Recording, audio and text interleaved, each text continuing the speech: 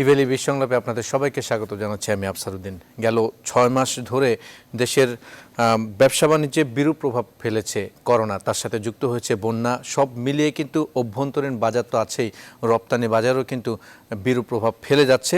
সেই ধারাবাহিকতা নিয়ে আমরা এই বিষয়টি নিয়ে আলোচনা করব। আমরা পণ্য রপ্তানি নিয়ে আজ আলোচনায় বসেছি ইভেলি বিশ্বংলাপে। আমাদের সাথে দুজন অতিথি যুক্ত হবেন। এই মুহূর্তে আমাদের সাথে যুক্ত আছেন ডক্টর মাহফুজ কবির, অর্থনীতিবিদ, এবং সেই সাথে আমাদের সাথে আরও যুক্ত হবেন জনাব মোহাম্মদ মনসুর, তিনি সাধারণ সম্পাদক, fruits vegetables and allied product exporters অ্যাসোসিয়েশনের সাধারণ সম্পাদক। আমরা মূল আলোচনায় যাওয়ার আগে আমাদের কাছে একটি স্টোরি আছে, আমরা প্রতিবেদন আছে, সেই প্রতিবেদন দেখব। বিষয়টি হচ্ছে এই মুহূর্তে অস্থির চালের বাজার। রেকর্ড পরিমাণ উৎপাদনের পরও কেন দাম বাড়ছে তার সদুত্তর কিন্তু কারো কাছেই নেই। অটোমিল মালিকদের অভিযোগ, একটি শক্তিশালী গোষ্ঠীর হাতে জিম্মি হয়ে পড়েছে চালের বাজার। মৌসুমে কম দামে ধান কিনে বাজার অস্থির করা হচ্ছে বলেও অভিযোগ রয়েছে। তবে খাদ্য সচিবের হুঁশিয়ারি, সিন্ডিকেট হলে তাদের বিরুদ্ধে কঠোর ব্যবস্থা নেবে সরকার, বাড়তি দাম দ্রুত নিয়ন্ত্রণে আসবে বলেও আশ্বাস তার। এ বিষয়ে আমাদের সহকর্মী সুলতান আহমেদ একটি প্রতিবেদন করেছেন, দেখে আসব। বাংলাদেশের প্রধান খাদ্যশস্য চাল উৎপাদনে সারা বিশ্বে তৃতীয় অবস্থানে উঠে এসেছে দেশের নাম। যুক্তরাষ্ট্রের কৃষি বিভাগের তথ্য বলছে 2019-20 অর্থবছরে বাংলাদেশে মোট উৎপাদিত ধানের পরিমাণ 3 কোটি 60 লাখ মেট্রিক টন। আর এবছর সবচেয়ে বেশি 14 কোটি 90 লাখ মেট্রিক টন উৎপাদন করে চীন রয়েছে সবার উপরে। এর আগে তৃতীয় স্থানে থাকা ইন্দোনেশিয়া নেমেছে 4-এ। তবে বাস্তবতা যেন ধার ধারে না হিসেবের। সবচেয়ে বড় ধানের মৌসুম শেষেও বাড়ছে সব ধরনের চালের দাম। কদিন আগেও মোটা চাল বিক্রি হতো 38 টাকায়, তা এখন 44 থেকে 46 টাকা। কেজিতে 4 থেকে 5 টাকা বেড়েছে মিনিকেট চাল। চিকন চালের দামও বেড়েছে কেজি প্রতি 3 থেকে 4 টাকা। সব চাউলের দামে বাড়ছে, মোটা, চিকন, সরু, নাজিশাইল, মিনিকেট সব চাউলের দামে বাড়ছে। সীমিত আয়ের মানুষ কোনোভাবে পারতেছে না, এই জন্য আমাদের অনেক হ্যারাসমেন্ট হতে হচ্ছে মেন্টালি। গেল কয়েক বছর ধরেই অস্থির চালের বাজার। এবারও বন্যার অজুহাতে একটি গোষ্ঠী দাম বাড়ানোর চেষ্টা করছে বলে অভিযোগ অটো রাইস মিল মালিক সমিতির। আমি বরাবরই এই সিন্ডিকেটের বিরুদ্ধে বলে আসছি, কিন্তু কোনো ব্যবস্থা নেওয়া হচ্ছে না। এই রশিদগঞ্জ সিন্ডিকেটেরা যারা আছে তারা 2017 চালের দাম বৃদ্ধি করেছিল। মাননীয় খাদ্যমন্ত্রী এবং কৃষিমন্ত্রীকে অনুরোধ করবো, আপনারা এই সিন্ডিকেটকে যদি ভাঙতে না পারেন তাহলে একটা ভয়াবহ অবস্থার সৃষ্টি করবে প্রতিবারেই। পরিস্থিতি থেকে উত্তরণে দ্রুত আমদানির পরামর্শ দিচ্ছেন বিশেষজ্ঞরা। কৃষি মন্ত্রণালয় মনে করে চালের দামকে বর্তমান অবস্থায় রাখতে হলে চালের আমদানি করার কোনো প্রয়োজন নেই, তাহলে অন্যথা কৃষকরা ক্ষতিগ্রস্ত হবেন। আর খাদ্য মন্ত্রণালয় ভাবছেন যে কিছু পরিমাণ হলেও চাল আমদানি করা যেতে পারে। সুতরাং এই ক্ষেত্রে যেটা করা যায় যে যদি প্রয়োজন হয় তাহলে সীমিত সংখ্যক চাল আমদানির বিষয়টি সরকার বিবেচনা করতে পারে, এবং সেটা কোনো অবস্থাতেই ঢালাওভাবে চাল আমদানি করা যাবে না। বাজারে চালের সংকট নেই বলে দাবি করছেন খাদ্য সচিব। কদিনের মধ্যেই দাম নিয়ন্ত্রণে আসবে বলেও দাবি তার। ইতিমধ্যে আউশ ধান কাটা চলছে, আমরা আশা করি যে এটা খুব তাড়াতাড়ি আবার বাজারটা আবার স্টেবল হয়ে যাবে। বাজারে পর্যাপ্ত চাল আছে এবং কৃষকের ঘরে প্রচুর খাদ্য বাজারেও আছে, কৃষকের কাছেও আছে। কোনো সিন্ডিকেট এবার চলবে না, সিন্ডিকেট আমরা ভেঙে দিচ্ছি। সিন্ডিকেট হলে ছাড় নয় বলেও হুঁশিয়ারি দেন খাদ্য সচিব। সুলতান আহমেদ, নিউজ 24, ঢাকা। সহকর্মী সুলতানের করা প্রতিবেদনটি আমরা দেখলাম, চালের বাজার নিয়ে রিপোর্টটি করেছেন। আমরা আলোচনায় ফিরবো। আমাদের সাথে দুজন অতিথি এই মুহূর্তে যুক্ত আছেন, জনাব মোহাম্মদ মনসুর এবং ডক্টর মাহফুজ কবির। আমরা দুজনের সাথে আলোচনায় যাব। প্রথমে ডক্টর মাহফুজ কবির, আপনাকে দিয়ে শুরু করতে চাই। আমরা যতটুকু দেখেছি যে করোনার কারণে মূলত অর্থনীতি এবং ব্যবসা বাণিজ্য সহ দেশের সব ক্ষেত্রে কিন্তু একটা বিরূপ প্রভাব পড়েছে, এটা আপনারা বারবার বলছেন। মূলত সার্বিক অর্থনীতিতে করোনার বিরূপ প্রভাবটি যদি একটু বলতেন, কি দেখছেন এই বিষয়ে ডক্টর মাহফুজ কবির? আসলে করোনার যে পরিস্থিতি সেটা কিন্তু এখনো চলমান, কিন্তু আমাদের উৎপাদন সেটা কিন্তু তার ধারায় ফিরছে আস্তে আস্তে। আমরা আমাদের যে বৈদেশিক বাণিজ্য, বিশেষ করে যে রপ্তানি, সেটা বেশ খানিকটা ঝুঁকির মধ্যে পড়েছিল, কিন্তু আমরা দেখতে পাচ্ছি যে গত জুলাই মাসের যে পারফরমেন্স সেটা অনেকগুলো সেক্টর কিন্তু ভালো করছে। যদিও গত বছরের যে জুলাই, 2019-এর যে জুলাই, সেই অনুযায়ী কিন্তু অতটা ভালো করতে পারছে না সবগুলো। তারপরে বিশ্বব্যাপী যেহেতু চাহিদা কমে গেছে, আমাদের অভ্যন্তরীণ বাজারেও কিন্তু অনেকখানি চাহিদা কমে গেছে, তো যেহেতু মানুষের আয়টা কমে গেছে, তো এই কারণে কিন্তু আসলে এটা একটু সময় লাগছে যদিও, কিন্তু আমরা আসলে আস্তে আস্তে ওই ধারায় ফিরছি, স্বাভাবিক গতিতে। হয়তো যেরকম আমাদের টার্গেট ছিল সেভাবে ফিরতে পারছি না, কিন্তু তারপরে সব মিলিয়ে কিন্তু প্রাইভেট সেক্টর আস্তে আস্তে কিন্তু ওই জায়গাতে কিন্তু আবার আসতে চেষ্টা করছেন। তো এই একটু সময় লাগতে পারে, তার কারণ আমরা তো আসলে জানি না যে কবে নাগাদ আসলে এই করোনা পরিস্থিতি কাটিয়ে আমরা স্বাভাবিক অবস্থায় ফিরতে পারবো। তো এই কারণে কিন্তু আমরা একটা অনিশ্চয়তার মধ্যে দিয়ে যাচ্ছি। আর একটা যেটা বড় সমস্যা হয়ে গেছে, আমরা কিন্তু এই যে বন্যার যে স্থায়িত্ব, সেই স্থায়িত্বটা কিন্তু আস্তে আস্তে বেড়ে যাচ্ছে এবং ধারণা করা হচ্ছে যে আর কিছুদিন চললে কিন্তু 88 যে বন্যা সেটার যে স্থায়িত্ব সেটাকে আমরা অতিক্রম করবো। তো এই কারণে কিন্তু সব মিলে একটা বড় রকমের অনিশ্চয়তা এবং ঝুঁকির মধ্যে আমরা এই মুহূর্তে আছি। শুধু করোনাই নয়, বন্যাও কিন্তু আমাদের একটা চরম একটা চাপের মধ্যে আমাদের ম্যাক্রো ইকোনমিকে ফেলে দিয়েছে এবং এক্সটার্নাল সেক্টর সেই কারণে কিন্তু আসলে একটা ঝামেলার মধ্যে আছে। জি, জনাব মাহফুজ কবির, আপনি যথার্থ বলেছেন এবং সেই সাথে আসলে বন্যার ব্যাপকতা বাড়ছে, এটি আসলে বড় একটি আশঙ্কার বিষয়, যেটি ব্যবসায় বরাবরই আমাদের অভ্যন্তরীণ বাজার সহ আন্তর্জাতিক বাজারে রপ্তানির ক্ষেত্রে বিরূপ প্রভাব ফেলবে। জনাব মোহাম্মদ মনসুর, আপনি যুক্ত আছেন আমাদের সাথে, আপনাকেও স্বাগত জানাচ্ছি আমাদের আজকের বিশ্ব সংলাপে। আমরা মূলত যে রপ্তানি পণ্য নিয়ে বা পণ্য বাজার নিয়ে, পণ্য রপ্তানি নিয়ে আলোচনা করছি। করোনার তো বিশাল একটা থাবা পড়েছে রপ্তানির বাজারে। সেক্ষেত্রে আসলে পণ্য রপ্তানিতে কি ধরনের করোনার নেতিবাচক প্রভাব পড়েছে, কি মনে করছেন আপনারা? ধন্যবাদ আপনাকে। মূলত আমাদের করোনা শুরু হওয়ার প্রথম থেকে, অর্থাৎ মার্চ থেকে, আমাদের মার্চ, এপ্রিল, মে, এই 3 মাস কিন্তু টোটালি আমাদের কিন্তু বাংলাদেশের থেকে শাকসবজি, ফলমূল রপ্তানি টোটালি বন্ধ ছিল। বেসিক্যালি আমরা বেশিরভাগ রপ্তানি তো আমাদের বাই ইয়ারে হয়, যার কারণে আকাশপথে চলাচল বন্ধ হয়ে যাওয়ার কারণে আমাদের রপ্তানিটা কিন্তু টোটালি বন্ধ ছিল। জুন মাসের মাঝামাঝি থেকে কিছু কিছু ফ্রেটার বাংলাদেশে ইনকামিং ফ্লাইট, অর্থাৎ বাংলাদেশে কিছু প্যাসেঞ্জার নিয়ে আসার কারণে ওরা কিছু কিছু কার্গো কিন্তু ক্যারি করছে। খুব সামান্য, এটা বলতে হলে 10 to 15% হয়তো কার্গো আমরা পাঠাইছি। কিন্তু জুলাইতে গিয়ে আমরা ভালোই কিন্তু ব্যবসা আমাদের ছিল। জুলাই মাসের শুরু থেকে আমরা প্রত্যেক দেশেই মোটামুটি ভালো অঙ্কের শাকসবজি কিন্তু রপ্তানি করতেছিলাম। কিন্তু এখন বাধা হয়ে দাঁড়ালো জুলাই শেষের থেকে বাংলাদেশে যে বন্যার কারণে, যেটা আমাদের সবচেয়ে বড় প্রবলেম এখন দাঁড়িয়েছে, সেটা হলো আপনি জানেন গত 15 দিন থেকে বাংলাদেশের শাকসবজির বাজার মূল্য পূর্বের চেয়ে প্রায় অলমোস্ট 2 গুণ 3 গুণ, কোনো ক্ষেত্রে 3 গুণ হয়ে গেছে। যার কারণে আমরা কিন্তু এক্সপোর্টটা আবার এই সপ্তাহ থেকে কিন্তু আবার এটা অনেকটা ডিক্রিজ করছে, যেহেতু সবজি প্রোডাকশনও নাই, শাকসবজি অ্যাভেলেবল পাওয়া যাচ্ছে না।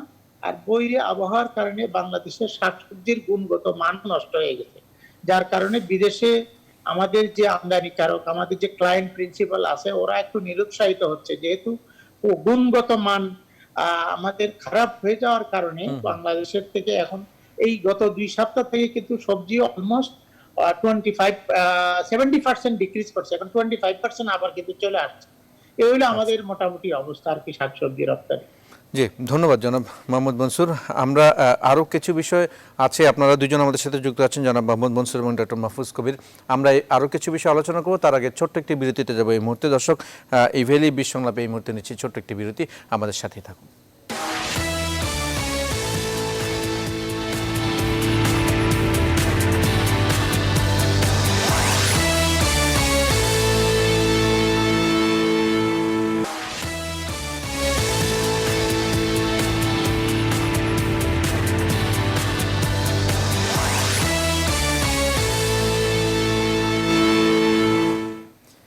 বিরতির পর আরেকবার স্বাগত জানাচ্ছি আমাদের আজকের ইভ্যালি বিশ্ব সংলাপে। আমরা পণ্য রপ্তানি নিয়ে আলোচনা করছিলাম। আমাদের সাথে দুজন অতিথি এই মুহূর্তে যুক্ত আছেন, জনাব মোহাম্মদ মনসুর এবং ডক্টর মাহফুজ কবির।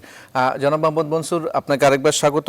আমরা আরেকটি প্রসঙ্গ নিয়ে আলোচনা করতে চাই, সেটি হচ্ছে পোশাক খাতের পাশাপাশি আরও অনেকগুলো পণ্য আমাদের কিন্তু রপ্তানি বাজারে যুক্ত হয়েছে এবং রপ্তানি হচ্ছে। সেক্ষেত্রে আসলে অন্য পণ্যগুলো, আপনি জানেন যে পোশাক একটি বড় জায়গা দখল করে আছে, যেটি বিশ্বের মধ্যে অন্যতম একটি খাত বাংলাদেশের পোশাক খাত। সেক্ষেত্রে অন্য খাতগুলো আসলে কোন অবস্থানে আছে, অন্য খাতগুলোর রপ্তানির চিত্র যদি আমাদের যদি একটু বলতেন, কি অবস্থায় আছে বাংলাদেশের অন্য খাতগুলো?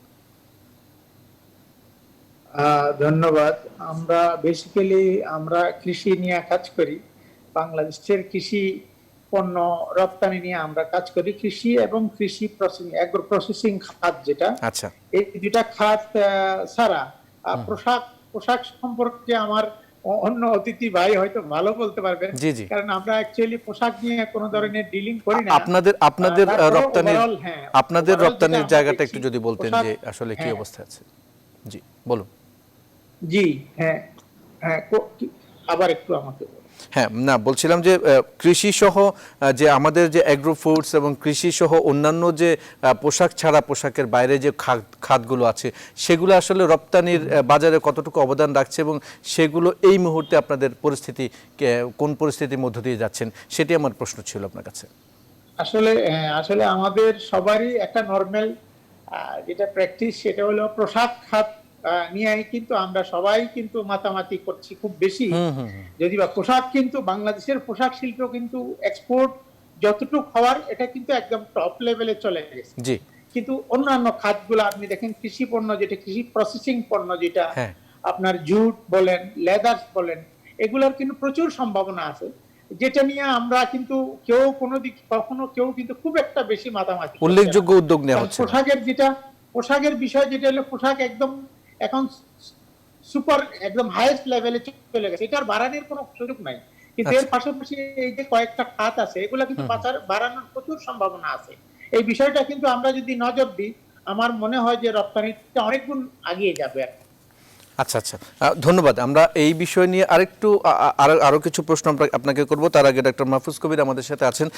জনাব মাহফুজ কবির, আপনার কাছে যে বিষয়টি জানতে চাওয়া মূলত বাণিজ্যে তো আমরা যতটুকু দেখেছি এর মধ্যে একটি বিশাল আঘাত হেনেছে এই করোনা এবং সম্প্রতি বন্যাযুক্ত হয়েছে, সবকিছু মিলে আসলে সার্বিক অর্থনীতির যে প্রবৃদ্ধি যেটি ধারাবাহিকতা ছিল সেটার মধ্যে কোনো ধরনের বাধা পড়বে কিনা বা প্রবৃদ্ধি সহ অর্থনৈতিক কর্মকাণ্ডে কোনো ধরনের শঙ্কা নতুন করে জাগাচ্ছে কিনা, কি মনে করছেন এই বিষয়ে ডক্টর মাহফুজ? হ্যাঁ, এটা আসলে নির্ভর করে যে আসলে করোনা পরিস্থিতি কোন দিকে যায় তার উপরে। আর আমাদের যে বন্যাটা আসলে আমাদের অর্থনীতির উপর একটা চাপ সৃষ্টি করবে। আমাদের সবচেয়ে বড় যে শস্যটা সেটা হলো বোরো, তো সেটা চলে গেছে এবং সামনের যেটা সেটার জন্য আমরা কোনো রকমের ঝামেলার মধ্যে না পড়ি, সেটা এখন আমাদের চাওয়া। তো এই অবস্থায় আমাদের খাদ্যশস্যের উপরে কিছুটা চাপ সৃষ্টি হতে পারে, যদিও বলা হচ্ছে যে না ওইরকম হয়তো অত বেশি হবে না চাপ।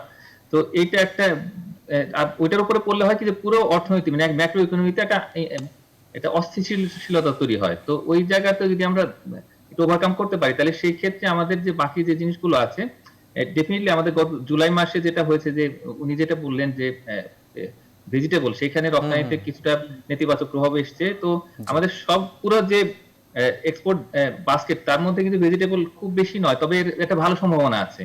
এইটি একটি বিষয়। আরো যে জিনিসগুলো আছে আমাদের অন্যান্য প্রোডাক্ট সেগুলোর মধ্যে আমাদের ম্যানুফ্যাকচারিং এ সেখানে মোটামুটি নেগেটিভ একটা ট্রেন্ড আছে। প্লাস্টিকের ক্ষেত্রে নেগেটিভ আমরা দেখতে পাচ্ছি, রাবারের ক্ষেত্রে, কেমিক্যাল প্রোডাক্টেও নেগেটিভ, লেদার আছে, লেদারের ক্ষেত্রে লেদারের ক্ষেত্রে আমরা খুব একটা ভালো পরিকল্পনা নিয়ে আগাতে পারিনি।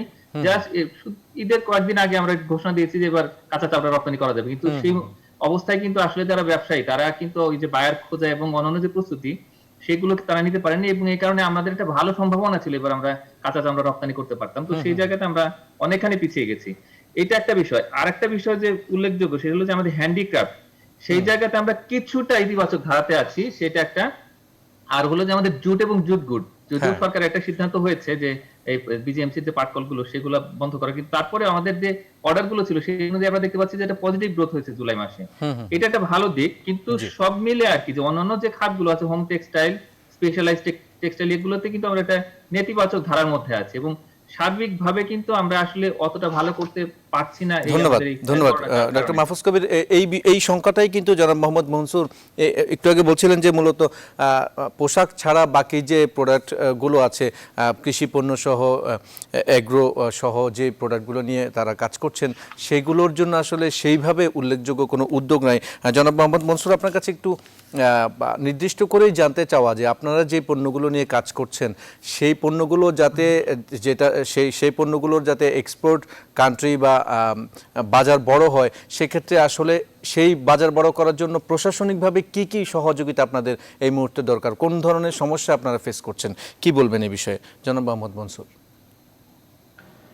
এটা আমাদের এক্সপোর্টটা যদি আমরা আরো বাড়িয়ে নিয়ে যেতে চাই তাহলে আমাদের প্রথম যেটা প্রয়োজন হবে সেটা হলো আমাদের সাফিসিয়েন্ট এয়ার স্পেসের একটা বিষয় আছে। যেহেতু আমাদের এক্সপোর্ট গুলা 90% 95% কিন্তু বাই এয়ারে হয়, বাই সিতে আমাদের শাকসবজি কখনো এক্সপোর্ট হয় না। আর একটা বিষয় হলো এখন কিন্তু আপনি জানেন যে ইউরোপের বিভিন্ন দেশে বিভিন্ন ধরনের কিন্তু আমাদের দেশের সবজির উপর একটা এমবার্গো ধরনের আসছে, সেটা হলো গুড এগ্রিকালচার প্র্যাকটিস বলেন, কন্ট্রাক্ট ফার্মিং বলেন, এগুলোর উপর জোর দেওয়া হচ্ছে। আচ্ছা, কিন্তু আমাদের দেশে আসলে এখনো পর্যন্ত কৃষক বা রপ্তানিকারকরা নিজস্ব উদ্যোগে গুড এগ্রিকালচার প্র্যাকটিস মেনটেন করে কোনো শাকসবজি রপ্তানি করার মতো পসিবিলিটি, এখনো সুযোগ কিন্তু আমাদের দেশে নাই। কারণ আমাদের দেশে কৃষকদের অত জমিও নাই, এখন অবকাঠামোগত সক্ষমতাও সেভাবে গড়ে ওঠেনি এখন পর্যন্ত। জি, ক্ষমতা গড়ে ওঠে নাই। এই ক্ষেত্রে আমরা গভর্নমেন্টকে একটা প্রস্তাব দিছি, কৃষি মন্ত্রণালয়কে, যে ইউরোপিয়ান ইউনিয়নের যে এমবার্গো যেটা, এটাকে যদি আমরা ওভারকাম করতে যাই, তাইলে এরিয়া ওয়াইজ একটা কন্ট্রাক্ট জোন করতে হবে, মানে একটা এরিয়া জোন, যেটাকে যেমন আমি নরসিংদীকে একটা জোন ডিক্লেয়ার করে ওই এলাকায় যে সমস্ত প্রোডাকশন হবে আমাদের রপ্তানিকারক কমিউনিটি ওখান থেকে কালেক্ট করে ওটা সরাসরি এক্সপোর্ট করবে, তাইলে ইউরোপিয়ান ইউনিয়নের এমবার্গোটা কিন্তু অনেকটা ফুলফিল হয়ে যায়। আর যেটা আমরা যেটা বলছিলাম সেটা হলো প্রসেসিং সেন্টার, যেটা যেমন বাংলাদেশে সব খাতের জন্য প্রসেসিং সেন্টার আছে, এগ্রো প্রসেসিং ছাড়া গার্মেন্টস এর জন্য আছে ইপিজেড, ডিইপিজেড। আমরা যেটা চাইছিলাম কৃষি পণ্যের জন্য একটা বিমানবন্দরের আশেপাশে ডেডিকেটেড একটা জায়গা, সেন্টার, সেন্ট্রালি ওয়ার হাউস, যেখান থেকে টোটালি কন্ট্রোল করে, যেটা বিভিন্ন দেশে, বিশ্বের বিভিন্ন দেশে হয়, থাইল্যান্ডে হয়, এয়ারপোর্টের আশেপাশে ওরা একটা কন্ট্রাক্ট প্রসেসিং হাউস করে নিছে, ওখান থেকে সবকিছু অ্যারেঞ্জমেন্ট করে সরাসরি এয়ারপোর্টে চলে যাচ্ছে, সহজ হয় কাজগুলো। আমাদের যেগুলো এক্সপোর্ট হচ্ছে বেশিরভাগ এক্সপোর্ট কিন্তু এক্সপোর্টাররা নিজস্ব উদ্যোগে করতেছে। এটা একটা বিষয়। আরেকটা বিষয় হলো এয়ারপোর্টের যে আমাদের যে হ্যান্ডলিং সিস্টেমটা, এটার খুবই নাজুক অবস্থা। এটা আপনারা কেউ যদি কখনো না দেখে এটা কোনো বিশ্বাস করতে পারবো না, কারণ পণ্যের গুণগত মান অর্ধেক কিন্তু বিমানবন্দর, ঢাকা বিমানবন্দরে হ্যান্ডলিং এর মধ্যে নষ্ট হয়ে যাচ্ছে। এটা আমরা 5 বছর ধরে শুনছি হচ্ছে, অটোমেশন হচ্ছে, এটা হয় নাই। বিমানের যে হ্যান্ডলিং যে এজেন্ট আছে, অর্থাৎ সিভিল এভিয়েশন হ্যান্ডলিং এজেন্ট, বিমান হ্যান্ডলিং এজেন্ট চার্জ করতেছে, civil aviation scanning charge, handling charge নিচ্ছে, কিন্তু কোনো সার্ভিস বলতে কোনো কিছুই নাই এয়ারপোর্টে। যার নিজস্ব উদ্যোগে শুধু কাজ করা হচ্ছে, এই বিষয়টার উপর খুব জোর দেওয়া দরকার। এক্সপোর্টার যত ভালো ঘুরছে এয়ারপোর্ট পর্যন্ত নিয়ে যাক না কেন, বিমানবন্দরের হ্যান্ডলিং এর কারণে এটার কিন্তু অর্ধেক গুণগত মান নষ্ট হয়ে যাচ্ছে। হ্যাঁ, এই বিষয়টা দেওয়া দরকার। আরেকটা বিষয় যেটা আমাদের মাননীয় প্রধানমন্ত্রী আজকে 5 বছর ধরে বলে আসছে, যে বিমানের 2টা কার্গো ফ্রেটার দরকার। এখন যেমন ধরেন আজকে দেখেন কোভিড এর কারণে বিভিন্ন দেশে ফ্লাইট বন্ধ হয়ে যাওয়ার কারণে ফরেন এয়ারলাইন্স গুলা ফ্রেটার বাংলাদেশ থেকে নিয়ে লক্ষ লক্ষ কোটি কোটি ডলার কিন্তু ওরা ইনকাম করে নিচ্ছে, কিন্তু আমাদের বিমান হাত গোটায় বসে আছে। কিন্তু 2টা ফ্রেটার যদি বিমান করতে পারতো, পুরা মিডল ইস্ট একটা, ইউরোপ একটা সার্ভিস দিয়ে বাংলাদেশে এক্সপোর্টও হতো, বিমান কিন্তু আর্থিকভাবে লাভবান হতো। এই জিনিসটা হচ্ছে না, জানি না কেন হচ্ছে না। মাননীয় প্রধানমন্ত্রী এই পর্যন্ত অনেকবার রিমাইন্ডার দিচ্ছে, কিন্তু কাজটা হয় নাই। এই 2-3টা বিষয়ের উপর জোর দিলে আমার মনে হয় যে আমাদের এই খাতটা অনেক গুণ এক্সপোর্ট বেড়ে যাবে। জি, অসংখ্য ধন্যবাদ জনাব মোহাম্মদ মনসুর। একদম ডিটেলস আপনি বলেছেন যে কি কি সমস্যা আছে, তার পাশাপাশি পণ্যের মান ঠিক রাখা এবং সেই সাথে প্যাকেজিংয়ের উপর আপনি গুরুত্ব দিয়েছেন এবং এয়ারপোর্ট হ্যান্ডলিংয়ের কথা আপনি বলছেন। এই বিষয়গুলো নিয়ে আমরা ছোট্ট একটি বিরতিতে যাব। বিরতি থেকে ফিরে এসে ডক্টর মাহফুজ কবির আপনার কাছে প্রশ্ন থাকবে আসলে প্রোডাক্ট ডাইভার্সিফিকেশন এবং কান্ট্রি ডাইভার্সিফিকেশন নিয়ে। নিচ্ছি ছোট্ট একটি বিরতি, সাথে থাকুন।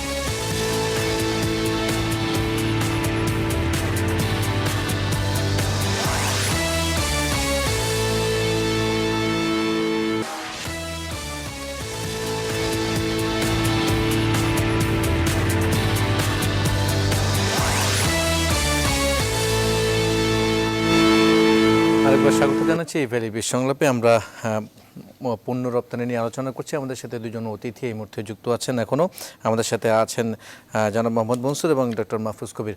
জনাব মাহফুজ কবির, আপনাকে বলেছিলাম যে বিরতিতে যাবার আগে যে মূলত পণ্য বিকেন্দ্রীকরণ অথবা প্রোডাক্ট ডাইভার্সিফিকেশন নিয়ে আপনার কাছে একটু মতামত জানতে চাওয়া, যে এই মুহূর্তে অন্যান্য পণ্য যেগুলো নিয়ে আমরা আলোচনা করছিলাম সেটার প্রোডাক্ট ডাইভার্সিফিকেশন বা কান্ট্রি ডাইভার্সিফিকেশনের কোনো সুযোগ আছে কিনা, দরকার আছে কিনা, করলে সেটার কোনো আসলে বেনিফিট পাবে কিনা বাংলাদেশ, কি মনে করছেন এই বিষয়ে? ধন্যবাদ। আসলে গত 30 বছরের যে এক্সপেরিয়েন্স আর কি, আমাদের পুরো গ্লোবাল এক্সপেরিয়েন্স, সেখান থেকে দেখা যাচ্ছে যে আসলে ডাইভার্সিফিকেশন ছাড়া, বিশেষ করে যে প্রোডাক্ট ডাইভার্সিফিকেশন, সেটা হচ্ছে বেসিক একেবারে, যে সেখানে আমরা যদি সত্যি সত্যি স্ট্যাবিলিটি রাখতে চাই এবং কনস্ট্যান্ট যাতে গ্রোথ হয়, সেটার জন্য এটা লাগবেই। আর একটা বিষয় হচ্ছে যে নিশ্চয়ই আমাদের জিওগ্রাফিক্যাল ডাইভার্সিফিকেশন প্রয়োজন, তার কারণ এই মুহূর্তে যে প্রোডাক্টগুলো আছে, বিশেষ করে যে আমাদের আরএমজি, সেটা কিন্তু যাচ্ছে মূলত ইউরোপে এবং নর্থ আমেরিকাতে। বাকি যে জায়গাগুলো আছে সেগুলোতে কিন্তু অত বেশি ওরকম গ্রোথ হচ্ছে না। তো তো এই কারণে আমাদের আসলে এই নতুন বাজার খুঁজতে হবে, বিশেষ করে যে ইউরোপের মধ্যেই কিন্তু আসলে একটা জায়গাতে যাচ্ছে, কিন্তু আমাদের যে পূর্ব ইউরোপের বাজার সেটা কিন্তু আমরা এক্সপ্লোর করতে পারছি না। এটা একটা বিষয়। আমরা কিন্তু যে ল্যাটিন আমেরিকা সেটার সঙ্গে আমাদের পররাষ্ট্র মন্ত্রণালয়ের সঙ্গে আমরা কাজ করছিলাম, তো সেখানে দেখা যাচ্ছে যে তারা ইন্টারেস্টেড, কিন্তু আমরা ঠিক সেভাবে তাদের বাজারটা ধরতে পারছি না, আমরা আফ্রিকার বাজার ধরতে পারছি না। আচ্ছা, শুধু আরএমজি না, অন্যান্য সমস্ত পণ্যেরই কিন্তু ওই জায়গাতে অনেক চাহিদা আছে। তো এই জায়গাগুলো যদি আমরা ধরতে পারি তাহলে সেই ক্ষেত্রে কিন্তু আমরা ভালো করতে পারবো। আমাদের যে রপ্তানির টার্গেট আছে সেই টার্গেটগুলো আমাদের পক্ষে খুব সহজেই এই মার্কেট ডাইভার্সিফিকেশনের মাধ্যমে পূরণ করা সম্ভব। আর একটা বিষয় হলো যে আমাদের যে পণ্যের ডাইভার্সিফিকেশন, সেখানে কিন্তু আরএমজি যেটা করছে তারা উইদিন আরএমজি কিন্তু ডাইভার্সিফিকেশন হচ্ছে আস্তে আস্তে, কিন্তু আমরা এই যে ভ্যালু অ্যাডেড প্রোডাক্ট যেগুলো আছে সেগুলো কিন্তু আমরা অত ভালোভাবে নিয়ে আসতে পারছি না। এই কারণে কিন্তু আমাদের যে যে দামে আমরা এক্সপোর্ট করছি তার চাইতে আরো বেশি দামে আমরা এক্সপোর্ট করতে পারতাম একই পরিমাণের প্রোডাক্ট, সেটা করতে পারছি না। আমাদের যে স্ট্যান্ডার্ডাইজেশন, বিশেষ করে আমাদের যে সমস্ত ফুড প্রোডাক্ট, সেখানে কিন্তু আমাদের ভালো একটা চাহিদা আছে, কিন্তু ওইখানে আমাদের যদিও সার্সও রয়েছে, এখানে তারা ভালো কাজ করছে, কিন্তু আমাদের এই যে কন্ট্রাক্ট ফার্মের কথা যেটা হলো, এটা কিন্তু খুব গুরুত্বপূর্ণ একটা পদক্ষেপ। সেটা যদি আমরা নিতে পারি তাহলে সেক্ষেত্রে কোয়ালিটিটা মেনটেন করা যাবে, আমাদের ওই একই লেভেলের প্রোডাক্টটা হবে। সেখানে যে প্যাকেজিং যদি হয়, আর এয়ারপোর্টের যে প্রবলেম সেটা আমাদের একটা বেসিক প্রবলেম, তো সেখানে যদি আমরা ওভারকাম করতে পারি তাহলে সেক্ষেত্রে আমাদের এই যে এগ্রিকালচার এবং ফুড এই জায়গাতে আমরা খুব ভালো পারফর্ম করতে পারবো। এবং এখানে আমাদের যে ডাবল ট্রিপল হওয়া আসলে খুব সময়ের ব্যাপার মাত্র, এই কাজগুলো যদি করতে পারি তো এই জায়গায় আমাদের অবশ্যই পদক্ষেপ নিতে হবে। ধন্যবাদ জনাব মাহফুজ কবির। আমি জনাব মোহাম্মদ মনসুর আপনার কাছে আরেকবার যাব যে আপনি এর আগে বেশ কিছু সমস্যার কথা তুলে ধরছিলেন, তার পাশাপাশি বায়ারদের পক্ষ থেকে কিন্তু কিছু ডিমান্ড থাকে, সেই বিষয়টা যদি একটু স্পষ্ট করতেন যে বায়ারদের পক্ষ থেকে প্রোডাক্ট কোয়ালিটি বা মান ঠিক রাখার জন্য কি কি ধরনের রিকোয়ারমেন্ট থাকে যেগুলো আমরা বাংলাদেশের পক্ষ থেকে ফুলফিল করতে পারছি না বা মেনটেন করতে পারছি না, কি বলবেন এই বিষয়ে জনাব মোহাম্মদ মনসুর? সাধারণত ইউরোপের মার্কেটে যে সমস্ত বাংলাদেশের শাকসবজি ফলমূল এক্সপোর্ট হয়, ওখানে সবচেয়ে বেশি ব্যারিয়ার আমাদের আসে। সেটা হলো, যেমন আপনি জানেন আজকে 4 বছর ধরে ইউরোপের মার্কেটে কিন্তু বাংলাদেশের পানটা কিন্তু আমরা আজকে 4 বছর বন্ধ হয়েছে, কিন্তু এটা আমরা এখনো পর্যন্ত খুলতে পারি নাই। এটার ইয়েটা ছিল যে পানের মধ্যে সালমোনেলা পাওয়া যাচ্ছে। সালমোনেলা সব জায়গায় থাকে, তবে হয়তো রেশিও বেশি ছিল। কিন্তু এটা আমরা 3 বছর ধরে কাজ করার পরে এটা কিন্তু একটা সার্টেন স্টেবল পজিশনে আনা হয়েছে। ইউরোপিয়ান ইউনিয়নের সাথে অন্তত এই পর্যন্ত 10 বার ভিডিও কনফারেন্স হয়েছে, গভর্নমেন্ট লিয়াজু করে করছে, ইউরোপিয়ান ইউনিয়নের ঢাকা অফিস থেকে এটা মেনটেন করছে, কিন্তু এখনো পর্যন্ত আসলে আমরা এটা খুলতে পারতেছি না, কারণ ওরা এমবার্গো দিয়ে রাখছে, এখনো পর্যন্ত এটা ওপেন করেনি। যেহেতু 4 বছর ওদের ডিমান্ড ফুলফিল করার পরও কিন্তু এটা একবার ব্যান হয়েছে, যেহেতু এটা খোলা খুব ডিফিকাল্ট হয়ে যায়। তো এরকম বাংলাদেশের শাকসবজিগুলোর প্রতিও তাদের কিছু কিছু আইটেম তাদের একটা এমবার্গো দেওয়া আছে।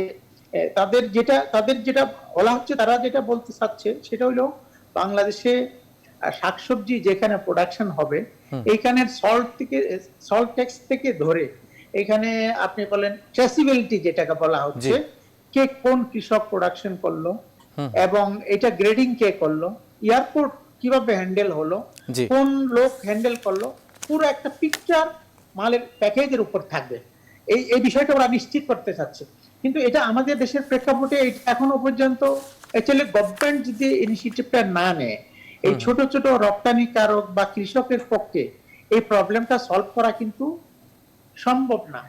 তবে অসংখ্য ধন্যবাদ। আমি আপনার পয়েন্টটি ধরতে পেরেছি। মূলত জনাব মোহাম্মদ মনসুর, আমাদের আসলে শেষ করতে হবে। আপনি যে বিষয়টি বলছিলেন যে মূলত প্রশাসনিকভাবে বা সরকারের পক্ষ থেকে উদ্যোগ নিয়ে বায়ারদের ডিমান্ড যা থাকে সেই বিষয়গুলো ফ্যাসিলিটেট করে ফুলফিল করতে হবে, তারপরে সমাধান আসবে। অসংখ্য ধন্যবাদ। আপনারা দুজন আমাদের সাথে আজকে বিসংলাপে সময় দিয়েছেন, জনাব মোহাম্মদ মনসুর এবং জনাব ডক্টর মাহফুজ কবির। ধন্যবাদ জানাচ্ছি আবারও আমাদের সাথে যুক্ত হওয়ার জন্য। সেই সঙ্গে ধন্যবাদ জানাচ্ছি আমাদের দর্শকদের যারা এতক্ষণ আমাদের অনুষ্ঠান দেখেছেন। পরবর্তী পর্ব দেখার মতো জানিয়ে বিদায় নিচ্ছি আজকের বিসংলাপ থেকে। ভালো থাকবেন সবাই।